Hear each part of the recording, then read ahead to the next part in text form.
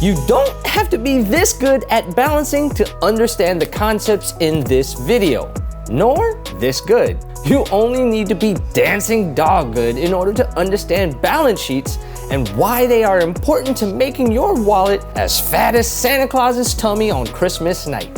Yeah.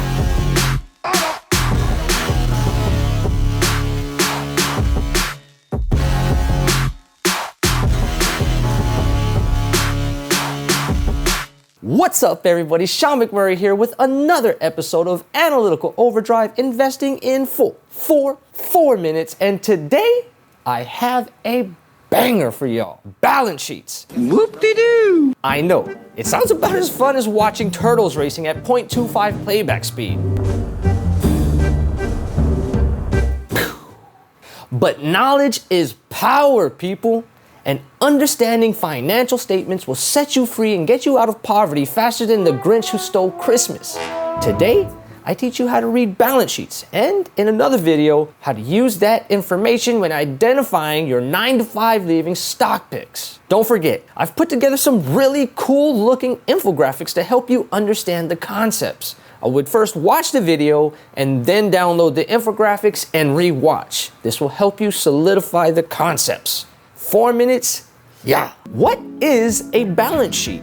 A record of what a business owns and owes at a certain moment in time. We use this information to determine what is left over if all assets were sold and all debts paid off, i.e. equity. But let me first show you how to find financial statements. What we are looking for is that annual report, or what is commonly referred to as the 10K. There are a few ways I'm going to show you how to gather the data. Both are as easy as following Rudolph the Red-Nosed Reindeer in a winter blizzard. Method 1. You can Google it. Using Amazon as our example, Google Amazon Investors Relations, and boom, annual reports, proxies, and ... There you have it. Every year's annual report going back to 1998. You'll need the annual report going back at least 10 years. The other method is 1,000,000 times easier, although you still need to have the actual 10K report to provide context for years that have discrepancies or irregularities. Method 2, go to Yahoo Finance. Search for Amazon, navigate over to Financials, click on Balance Sheet, and there you go.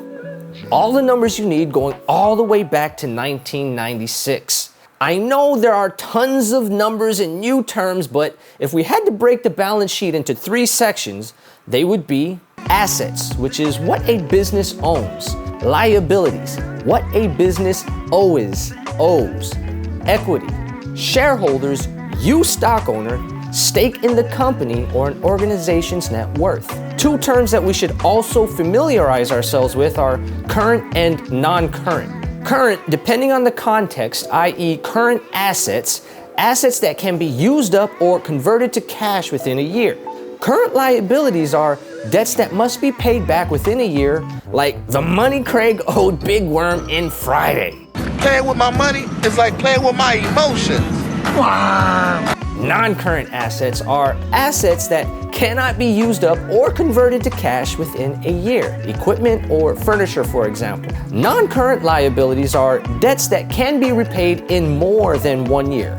What we want to pay attention to is total assets, total liabilities, and total equity going back at least 10 years. What you might notice is that when you subtract total assets minus total liabilities, you get total equity. When you add total liabilities and total equity, you get total assets. It balances. Hopefully, your brain is more like this, as opposed to this. I may catch some slack for this, but this is all you need to understand. For now. For now. For myself, experience is the best teacher. So my goal is to understand what we call in the engineering world the MVP, or minimum viable product. We're gonna modify that meaning for our purposes. So essentially, what I mean by that is the minimum amount of information that you need in order to start investing in the quickest amount of time possible while still mitigating a majority of risks. And now that you have some skin in the game, you are learning from experience while still continuing your financial education.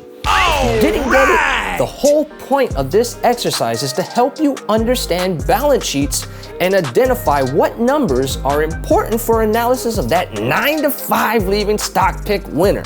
In the next video, you are going to take that information as an additional indicator into whether or not you should invest into this stock.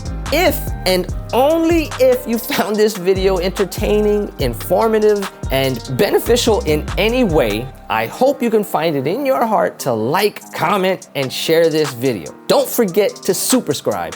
Yes, superscribe, which means to subscribe and hit that notification bell so you ensure you get notifications for all the latest videos. I'm Sean McMurray. This is my channel, Analytical Overdrive, investing in 4 minutes. Yeah.